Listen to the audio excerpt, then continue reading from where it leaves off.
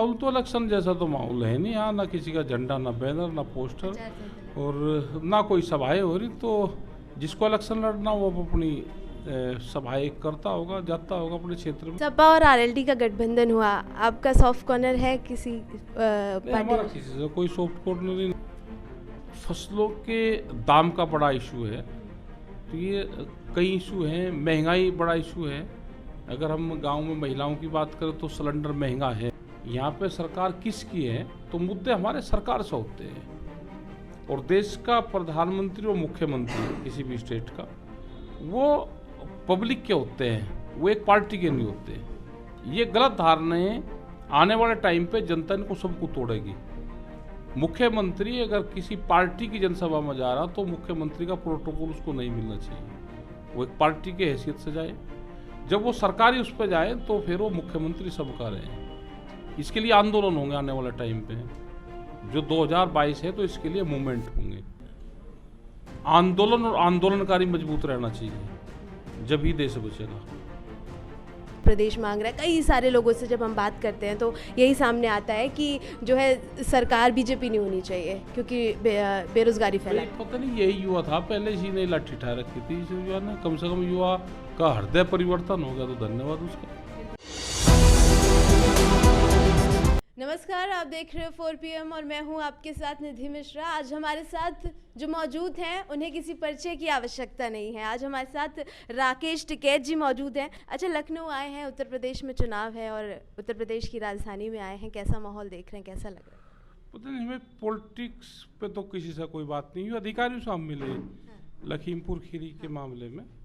अधिकारियों से हमारी मुलाकात हुई, प्रेस के लोगों से बातचीत हुई है। और लखीमपुर खीरी का आपने जो नाम लिया, लगातार विपक्ष जो है सवाल उठा रहा है, लगातार विपक्ष कह रहा है कि इस्तीफा होना चाहिए। इस पर भी हमने कई लोगों से बात की, बीजेपी के पक्ष के लोगों से भी बात की, विपक्ष के लोगों से भी बात की, लेकिन कुछ नहीं हो रहा है। आपका क्या नज़रिया है इस पर?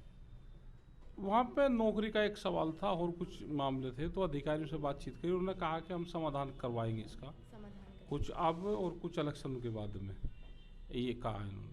उत्तर प्रदेश में राजनीति का माहौल क्या देख रहे हैं? चुनाव हैं, कैसा लग रहा है आपको? किस पार्टी, क्योंकि पार्टी विशेष से तो आप बोलते नहीं हैं, पहले ही हमें पता है, तो कैसा माहौल लग रहा है आपको?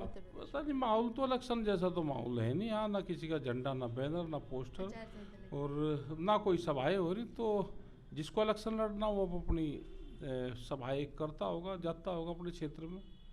ये सपा और आरएलडी का गठबंधन हुआ, आपका सॉफ्ट कॉर्नर है किसी पार्टी हमारा में? किसी से कोई सॉफ्ट कॉर्नर नहीं ना हमारा। ये हमारे मुद्दे तो सरकार से रहते हैं। पार्टियां तो चुनाव लड़ेगी अपने एजेंडे में। सब पॉलिटिकल पार्टियों ने अब की बार किसान को, गांव को, गरीब को, महंगाई को लिया है। तो आंदोलन से ये बड़ा फायदा हुआ कि सारी पॉलिटिकल पार्टियों ने गांव के लोगों को टच करने की कोशिश करी। तो एक बड़ा इशू ठीक रहा है। अच्छा, जैसा हमने देखा, क्योंकि हम गांव में भी गए हैं, तो वहाँ पे किसानों का सबसे बड़ा मुद्दा आवारा पशु को लेकर उत्तर प्रदेश में जो शुरू हो रहा है। आपकी मतलब नॉलेज में है ये बात? आप नहीं, सबकी नॉलेज में है। और ये बड़ा इशू है आवारा पशु का। फसलों के दाम का बड़ा इशू है। तो ये कई इशू हैं। महंगाई बड़ा इशू है।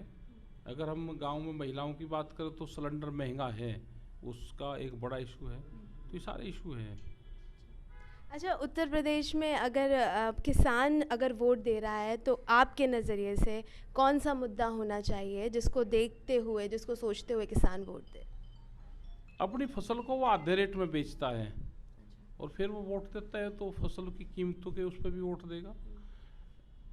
आवारा पशु को देखते हुए भी वो वोट देगा। जो महंगाई है, हॉस्पिटल में इलाज जब बीमार होता है तो जब अस्पताल जाता है तो उसको देखते हुए वोट देगा। जो एजुकेशन से हैं उसकी हालात बहुत ख़राब है, महंगाई, बेरोजगारी, तो इन सारे इशू को आदमी देखेगा और जब वोट देता है। बहुत संभल के जो कहना चाह रहे हैं। अच्छा, बेरोज़गारी का आपने अभी जिक्र किया। बेरोज़गारी क्योंकि उत्तर प्रदेश की राजधानी की बात करें तो हमने जगह जगह पर जो है आंदोलन देखे, जो शिक्षक है अपना रिजल्ट लेकर रोड पर बैठा रहा, विधानसभा के सामने बैठा रहा, बीजेपी कार्यालय के बाहर बैठा रहा, लगातार जो है मांग उठाता रहा, आचार संहिता लगी, अब तो कुछ कर नहीं सकते हैं।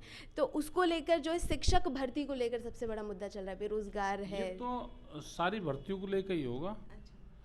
कोई भी अब सरकार नई भर्ती नहीं कर रही गवर्नमेंट की, ये सब बड़ी बड़ी कंपनियों के उसमें जाएंगे।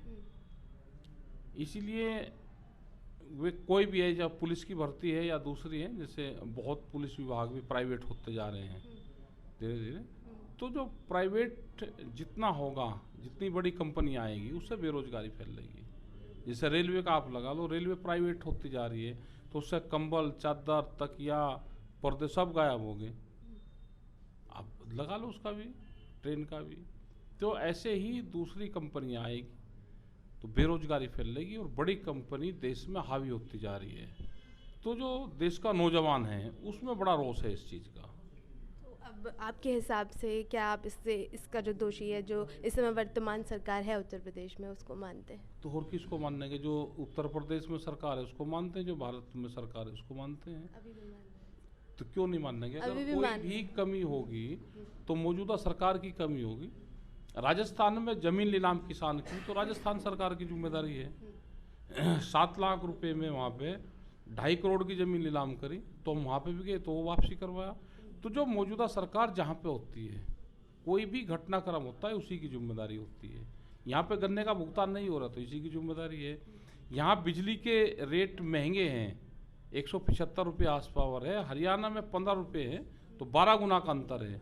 तो यहाँ की सरकार जिम्मेदार है।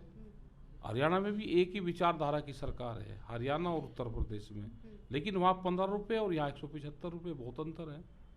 तो जो ज़्यादा पैसा वसूल करेगा तो उसी की जिम्मेदारी होगी, सरकार की जिम्मेदारी है। ठीक है। अच्छा, एक सबसे बड़ा मुद्दा आप मुझे बताएं, उत्तर प्रदेश में चुनाव है, सबसे बड़ा ड्रॉबैक आप क्या मान रहे हैं? उत्तर प्रदेश में आए हैं, क्या देख रहे हैं सबसे बड़ा ड्रॉबैक? महंगाई है, बेरोजगारी है, ये सब से। किसानों को लेकर सबसे बड़ा? किसानों की फसल आधे रेट में बिकती है, ये होता है। अच्छा, बीजेपी से अभी क्या क्या नाराजगी बाकी है आपकी? हमारी सरकार से नाराजगी होती है, किसी पार्टी से नहीं है।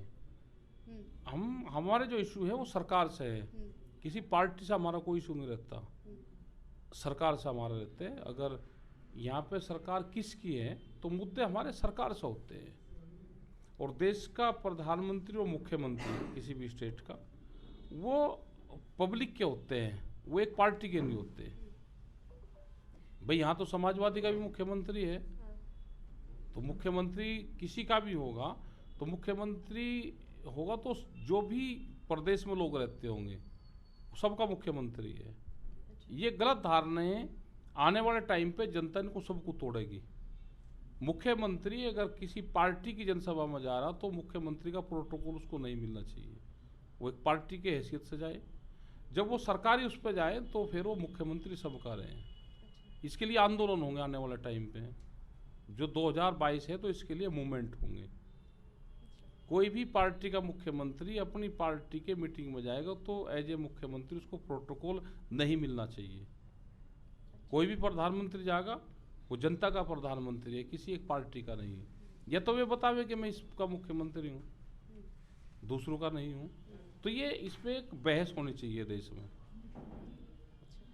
अच्छा, उत्तर प्रदेश में परिवर्तन सभी चाह रहे हैं, आपको भी लगता है उत्तर प्रदेश में परिवर्तन होना चाहिए? हमें नहीं पता परिवर्तन होगा नहीं होगा। हमारा तो किसान का इशू है, गांव का गरीब का इशू हमारा है। हमारा तो सरकार से इशू है, जो इसकी भी सरकार आएगी, जो उसने वादा करे उसको पूरा करो। अभी हम आप ही की पार्टी में किसी ने कहा कि जैसे ही मैनिफेस्टो आ जाएगा हम पहले ही डिसाइड कर लेंगे कि अब हमें किस मुद्दे पे सरकार से लड़ना है। हाँ, तो सरकार से तो लड़ना पड़ेगा, और हमारा क्या काम है? तो मतलब अगर उत्तर प्रदेश में परिवर्तन होता है तो फिर से शिकायतें तो रहेंगी, मतलब ऐसा? हमारी शिकायत तो रहेगी। देखो, देश में आंदोलन और आंदोलनकारी मजबूत रहना चाहिए, जब ही देश बचेगा। इस समय जो युवा है बेरोजगारी को लेकर बढ़ रहा है, बिहार में जिस तरह से हुआ, ट्रेन को रोका गया, आगजनी हुई, और यहाँ पर भी हुआ, सभी युवा यही चाहता है कि परिवर्तन मांग रहा है, बीजेपी मुक्त उत्तर प्रदेश मांग रहा है। कई सारे लोगों से जब हम बात करते हैं तो यही सामने आता है कि जो है सरकार बीजेपी नहीं होनी चाहिए क्योंकि बेरोजगारी फैला। पता नहीं यही युवा था पहले, इसी ने लाठी ठा रखी थी इस युवा ने। कम से कम युवा का हृदय परिवर्तन हो गया तो धन्यवाद उसका। हृदय परिवर्तन। हाँ ठीक है। अच्छा, एक आखिरी सवाल फिर से पूछूंगी कि एक बार फिर से पूछ रही हूँ कि आपको लगता है उत्तर प्रदेश में परिवर्तन होना चाहिए? हमें नहीं पता परिवर्तन होगा या नहीं होगा। नहीं होगा नहीं होगा ये तो बात है, आपको क्या लगता है परिवर्तन हमें कुछ नहीं लगता, हमें तो किसी की सरकार आ जाओ, क्योंकि यहाँ किसी की और की है, राजस्थान में किसी की है, तमिलनाडु में किसी की है, तो हम तो परिवर्तन करवाने में ही रहेंगे। हमें ये है कि किसी की भी सरकार बने वो गांव गरीब किसान आदिवासी का बेरोजगारों का ध्यान रखे। नहीं होगा तो आंदोलन होगा। क्या तो सपा भी रही है, बीजेपी भी रही है, सारी पार्टी यही जो भी आ जाएगा वो इन सब पे काम करना पड़ेगा उसको। अच्छा, किसी पार्टी ने आपसे दोस्ती का हाथ बढ़ाया आगे की? तो थोड़ा सा सपोर्ट करिए। छत्र छाया हमारा कोई संबंध किसी से नहीं है, पार्टी से नहीं, हमारा सरकारों से होता है। आपसे किसी से दोस्ती की हो कि आपने किसी से कहा? हमें किसी ने नहीं कहा। चलिए ठीक है, बहुत अच्छा लगा आपसे बात करके। ये थे हमारे साथ राकेश टिकैत जी, जिन्होंने खुलकर अपनी बातें कही। हालांकि वो राजनीति जो बातें हैं उनकी, जो पॉलिटिक्स को लेकर, चाहे उत्तर प्रदेश की हो चाहे देश की हो, उसको लेकर थोड़ा सा कम बातों को रखते हुए नजर आए, लेकिन उन्होंने हर मुद्दों पर, चाहे बेरोजगारी हो चाहे महंगाई हो, सभी चीज़ों को लेकर खुलकर बात की। और जिस तरह से बात की, ये आने वाला समय बताएगा कि किस तरह से परिवर्तन का दौर होगा कि नहीं होगा। ये सब आप देखेंगे सिर्फ और सिर्फ 4